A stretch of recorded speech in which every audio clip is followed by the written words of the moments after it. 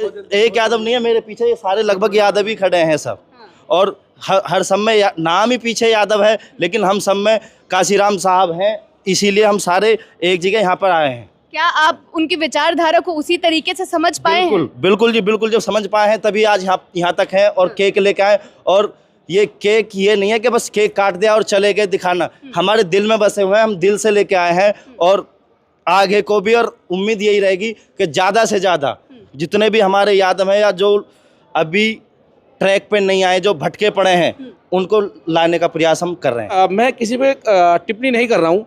राम मंदिर का उद्घाटन हुआ, हम सब ने बधाई दी, हम लोग मानते हैं, ठीक है भाई। मैं हो सकता है मैं उस राम को नहीं मानता जो दशरथ का बेटा, लेकिन मैं उस राम को मानता हूँ जो घट घट बसा हुआ है। जब हम लोग सुबह उठते हैं, नमस्कार करते हैं, आदाब करते हैं, राम राम करते हैं, ठीक है, तो हम उस राम को मानते हैं। और हमारे राम काशीराम साहब के पीछे भी राम लगा हुआ है, ठीक है। इसी प्रकार से कई और ऐसे लोग हैं, महापुरुष हैं, जो हम बाबा साहब को मूवमेंट को लेकर के आगे बढ़ने का काम कर रहे हैं। तो काशीराम साहब तो वो शख्सियत हैं जिन्होंने बिखरे हुए फूल, बिखरी हुई मोतियों के एक माला में पिरोने का काम किया। कुछ लोगों ने गलती ये समझ बैठी कि वो तो एक पार्टी के हैं। सबको, जो लोग यहाँ आए हैं, उनको केक बांटा जा रहा है ताकि मान्यवर कांशीराम जी का जन्मदिन मनाया जा सके, उनकी जयंती को इस तरीके से सेलिब्रेट। नमस्कार, आप देख रहे थे जनता लाइव, मैं हूँ आप साथ रवीना।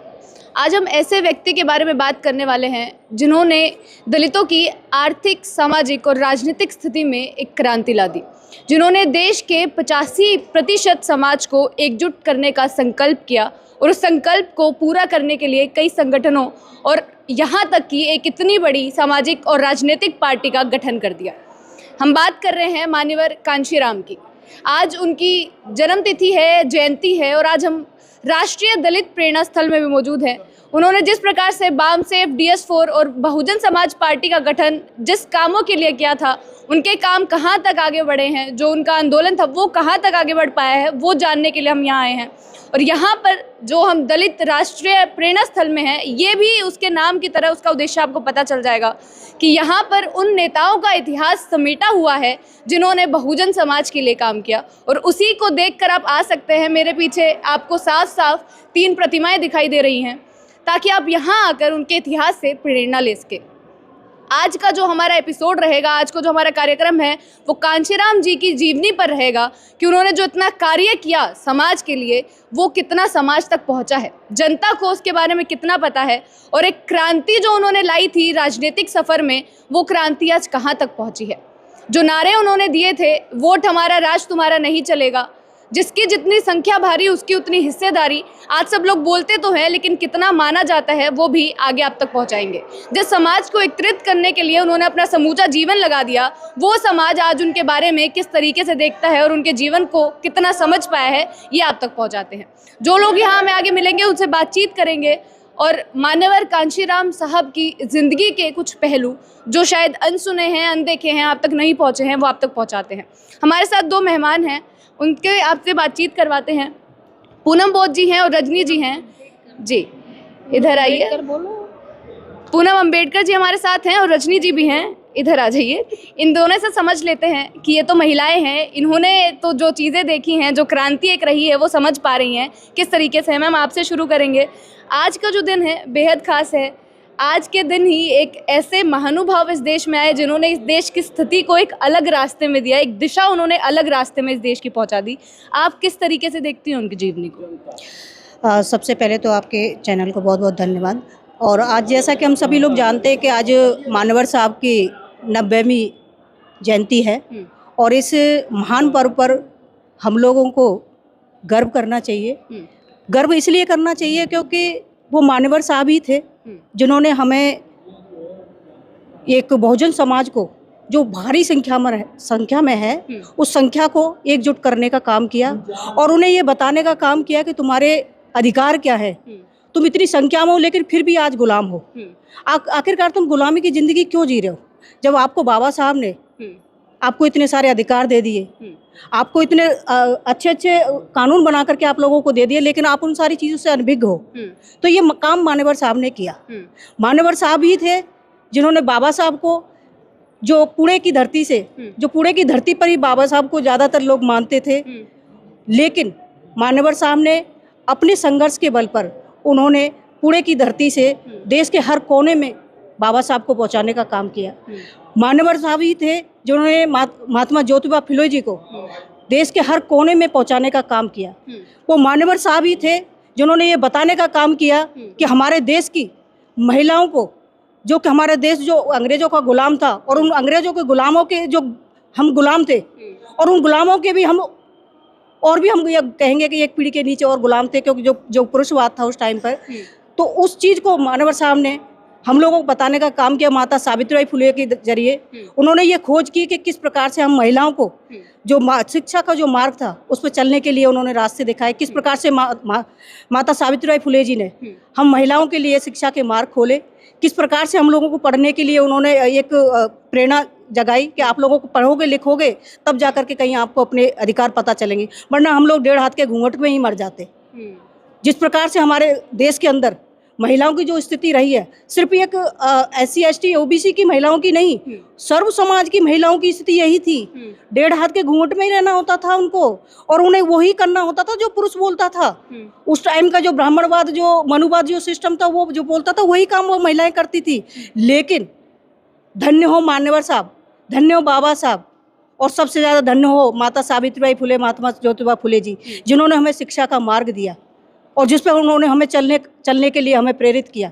और आज एक ऐसी स्थिति है कि उनके ही मार्गदर्शन पर या उनके संघर्ष के जरिए ही आज हम यहाँ पर अपना ये काला कोट जो पहन पाए, हम उनकी बदौलत पहन पाए। तो हम तो बहुत शुक्रगुजार हैं इस ज़िंदगी के लिए जो उनकी बदौलत हमें मिली है। बिल्कुल, जो आपने बात कही है बाबा साहेब और कांशीराम जी की, जिन्होंने उनकी जीवनी लिखी, जो लेखक हैं जिन्होंने कांशीराम की जीवनी लिखी, उनसे जब पूछा गया तो उन्होंने भी यही जवाब दिया था कि कांशीराम जी की विचारधारा और बाबा साहेब की विचारधारा में एक नया संस्करण ही है, वही विचारधारा है जिनको वो आगे लेकर जा रहे हैं और जिनका संकल्प भी ये रहा कि उस विचारधारा को जन जन तक पहुंचाया जा सके।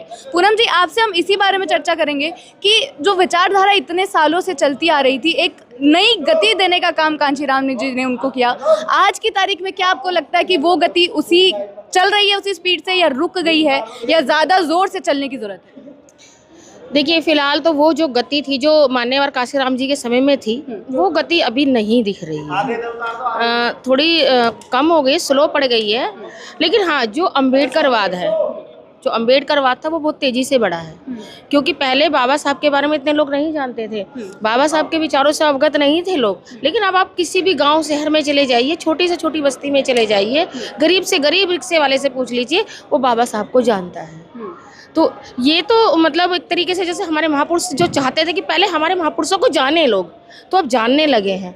और रही अभी गति पकड़ने की बात, तो जिस तरीके से आप देख रहे हैं कि वर्तमान समय में मनुवादियों की सरकार है, तो मनुवादी कैसे ये बर्दाश्त कर सकते हैं कि वो हमारे महापुरुषों की विचारधारा को इस देश में फैलने दें? क्योंकि अगर हमारे महापुरुषों की विचारधारा फैल गई, और जो कांशीराम जी चाहते थे और उन्होंने करके भी दिखाया कि भाई अभी आप लोग अपने महापुरुषों को तो जान पहचान गए, लेकिन जो बाबा साहब ने वोट की ताकत दी थी, उस वोट की ताकत औरों को ही दे रहे हो।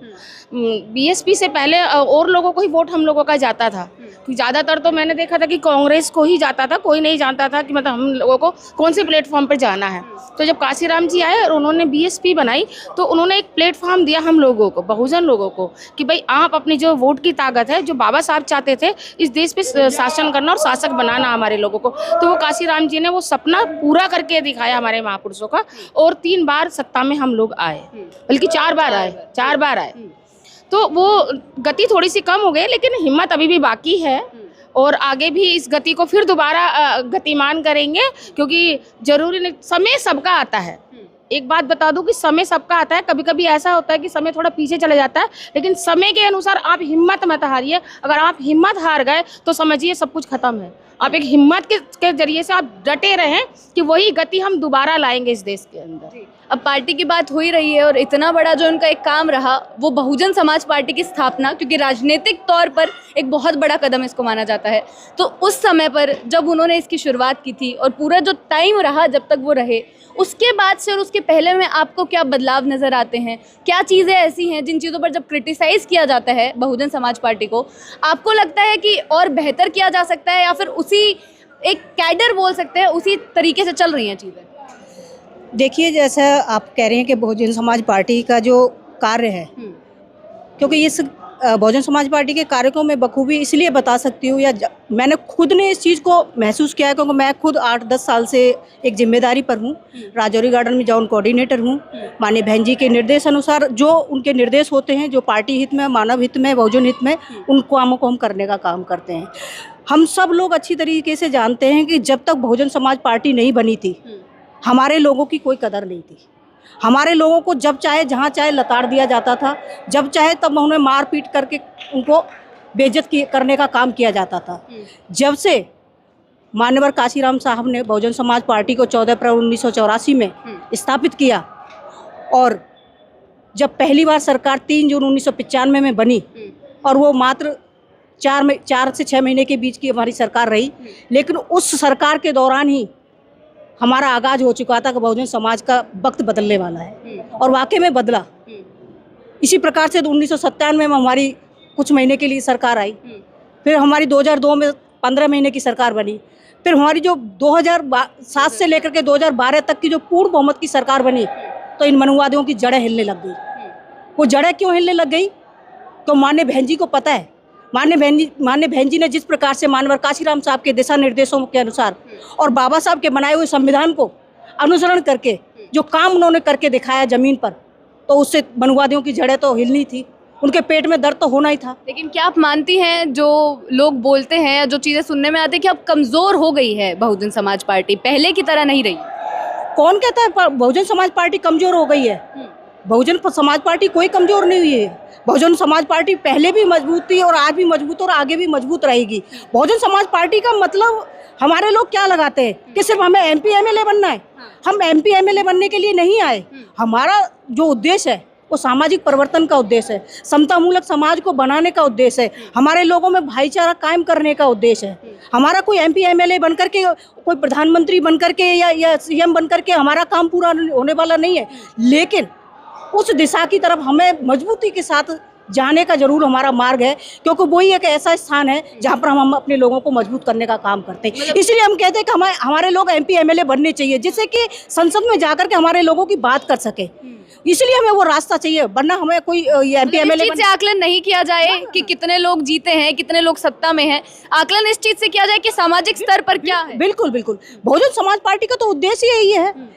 हमारा जो मिशन मूवमेंट है वो सामाजिक परिवर्तन का मिशन मूवमेंट है, लोगों को एकजुट करने का मिशन मूवमेंट है। यानी कि ये जो मूवमेंट है, जो बाबा साहब ने, मान्यवर साहब ने चलाया और माननीय बहन जी इसको निरंतर अभी जारी किए हुए हैं और बहुजन समाज पूरी ताकत के साथ इसमें लगा हुआ है।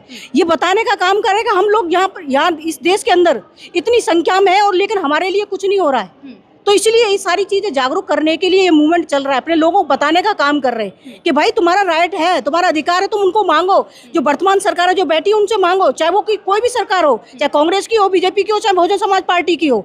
और बहुजन समाज पार्टी ने तो ये करके दिखाया कि किस प्रकार से लोगों के लिए काम किया जाता है, किस प्रकार से शासन किया जाता है, किस प्रकार से गुंडागिर्दी को खत्म किया जाता है। सरकार का मतलब क्या है? लोगों को सुरक्षा देना ना। तो सुरक्षा का काम तो जो वर्तमान सरकार है वो तो करती ही नहीं है, हमारे लोग पीड़ित रहते हैं। तो ऐसी सरकारों से लोग परेशान हो चुके हैं, तो इसीलिए बहुजन समाज पार्टी को आने की जरूरत पड़ी। नहीं तो हमें क्या विचारधारा वो चलती रहेगी, कितने ही साल हो जाएं, कितनी ही चीजें आती रहें, अटकलें आ जाएं, लेकिन बहुजन समाज पार्टी का मूवमेंट वो है सेल्फ रिस्पेक्ट का मूवमेंट है, स्वाभिमान का मूवमेंट है। यानी कि हमारे सम्मान का एक रास्ता है। जब हमारा सम्मान ही नहीं होगा तो वो हमारा कहाँ से हुआ? BJP, कांग्रेस, आम आदमी पार्टी, कोई भी पार्टी आ जाए, वो हमारे बहुजन समाज का कभी भी सम्मान करते ही नहीं है। तो ऐसे लोगों को हटाने की जरूरत है। इसलिए बहुजन समाज पार्टी के मूवमेंट का जो कार्य है वो निरंतर बढ़ता हुआ जा रहा है। लोग इस बात को समझ रहे हैं, माननीय बहन जी के कामों को लोग समझ रहे हैं और चाह भी रहे हैं। और 2000 आने वाली जो ये 24 है, सब लोगों की आस है कि जिन लोगों से 2019 में गलतियां हुई हैं और 2024 का वक्त है, उस गलती को सुधार लो। क्योंकि हम लोग सब लोग जानते हैं, सब लोग अपने अपने वक्तव्य में बोलते हैं कि संविधान खत्म हो रहा है। देखिए, हम विचारधारा की बात कर रहे हैं और लोग किस तरीके से मनाते हैं उसकी बात कर रहे हैं। केक भी लेकर आए हैं, पूरा जो चीज़ है यहाँ पर आप देखिए कि आज उनका जन्मदिन है, आज उनका जयंती है, तो उस मौके पर रवि गौतम जी एक केक ले आए हैं और उनसे बातचीत करेंगे। मैम आप तक आएंगे, लेकिन ये जो एक अनोखी चीज़ है कि आज भी उसी तरीके से उनकी जयंती को मनाना जैसे वो यहीं पर हो। सर, ये जो अलग चीज़ है, आज कांशीराम जी हैं, ऐसा लग रहा है आप लोग केक इसी तरीके से लेकर आए हैं कि वो आज हम लोगों के बीच में ही है। देखिए, केक का मकसद ये है कि साहब का जन्मदिन है और हम इसलिए केक बांट रहे हैं। और एक प्रसाद के रूप में कि हम क्या वितरण करें। इसलिए हम जैसे अभी हमने बच्चे से केक कटवाया, उसको हमने केक खवाया, तो ये एक हमारे लिए खुशी का विषय भी है और सीखने का विषय भी है। तो इसलिए हम केक से मैसेज दे रहे हैं। लेकिन ये मैसेज यहाँ से ये भी जा रहा है कि शायद जितने लोग हैं यहाँ पर जो मौजूद है उनको यही महसूस हो रहा हो कि हमारे बीच में ही है मान्यवर कांचीराम। हाँ, बिल्कुल होना चाहिए भाई। जब उनकी बनाई हुई संस्थाएं हैं, उनके बनाए हुए जो उन्होंने संघर्ष किया है, वो हमारे बीच में वो संघर्ष एक दूसरे से जोड़ करके मजबूताई देता है, तो वही तो मैसेज होता है। तो वो उनके विचार, उनके मैसेज हमारे बीच में जिंदा हैं। जब भी तो आज देखिए जो कोई 18 साल का, कोई 25 साल का, जो साहब से नहीं मिले हैं, लेकिन उनकी विचारधारा आज भी हमारे बीच में काम कर रही है। सिर्फ पार्टी ही मकसद नहीं होता। मेरा मानना ये है कि जब तक हम लोग हर महापुरुष की विचारधारा पढ़ के बहुजन मूवमेंट को मजबूत नहीं करेंगे, जब तक हम लोग सक्सेसफुल नहीं हो पाएंगे। आज आप देखिए मेरे साथ सैकड़ों यादव समाज के लोग हैं, तो हम लोग यादव को मानने वाले लोग हैं, पेरियार को मानने वाले लोग हैं, कांशीराम साहब को मानने वाले लोग हैं। तो सिर्फ आज का दिन साहब का किसी पार्टी से जोड़ करके ना देख करके बहुजन नायक के रूप में देखना चाहिए। उन्होंने हर उस वर्ग को तैयार किया, हर उस वर्ग के उस महापुरुष को बताया कि आप कहाँ खड़े हो, किससे आपकी फाइट है, कहाँ आप क्या करना चाहते हो। आपने बोल दिया, हमने टोकरे ढोए हैं, हमें पानी पीने नहीं दिया गया, हमें मंदिरों पे नहीं जाने दिया जाता था। तो साहब ने हमें बताया कि किस तरीके से जो बहुत बड़ा समाज, जैसे हम बहुजन समाज कहते हैं, जिसमें 85% की गिनती होती है, जिसमें यादव समाज आता है, जाट समाज आता है, सिख समाज आता है, तो उसी तरीके से साहब ने गुलदस्ता तैयार किया जिसे हम उसे बहुजन समाज के रूप में मानते हैं। तो यही मेरा अगला सवाल है सर कि आपने बोल दिया कि हमारे साथ इतने यादव लोग आए हैं, जो उन्होंने सपना देखा था, जिस चीज़ की शुरुआत उन्होंने की थी कि सब लोग एक साथ आए, बहुजन बने, ना कि अलग अलग सब लोग रहें। तो क्या आज की इस भीड़ से आपके साथ जो लोग आए हैं उनसे मान लिया जाए कि उसी रास्ते पर अब जनता चल रही है? देखिए, मैं कोई राजनीतिक बात तो नहीं करूँगा, लेकिन जो कांशीराम ने एक सपना देखा था कि बहुजन समाज के लोग सामाजिक रूप से कहीं ना कहीं खड़े नजर आए, वो आज आ रहे हैं। बिखरे हुए ना हो। नहीं है। साहब ने एक बात और कही थी कि गैर राजनीतिक जड़ें मजबूत होनी चाहिए, तो आपकी राजनीति मजबूत होगी।